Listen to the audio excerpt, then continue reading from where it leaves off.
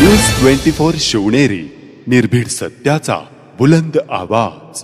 जुन्नर तालुक्यातील खामुंडी गावचे ग्रामदैवत जागृत देवस्थान श्री काळभैरवनाथ मंदिरात दिनांक 29 नोव्हेंबर पासून ते 6 डिसेंबर पर्यंत अखंड हरिनाम सप्ताहाचे आयोजन करण्यात आले आहे। यावेळी नामांकित कीर्तनकार यांच्या कीर्तनाचे आयोजन करण्यात आले आहे।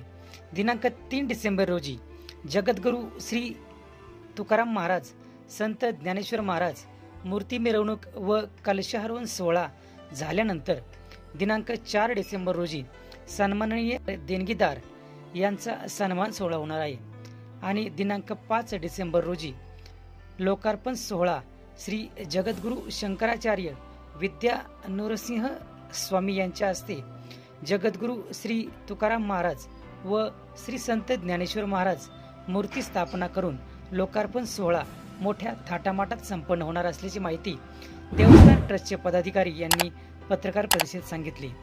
यावेळी देवस्थान ट्रस्टचे अध्यक्ष मारुती शिंगोटे, कार्याध्यक्ष संदीप गंभीर, उपाध्यक्ष उपेंद्र डुमरे, सचिव सुभाष बुडके, उद्योजक मनोज डुमरे, विठ्ठल डुमरे, चेअरमन सोपान कोकाटे, राजेंद्र वारुळे, शहाजी जाधव आदी मान्यवर उपस्थित होते।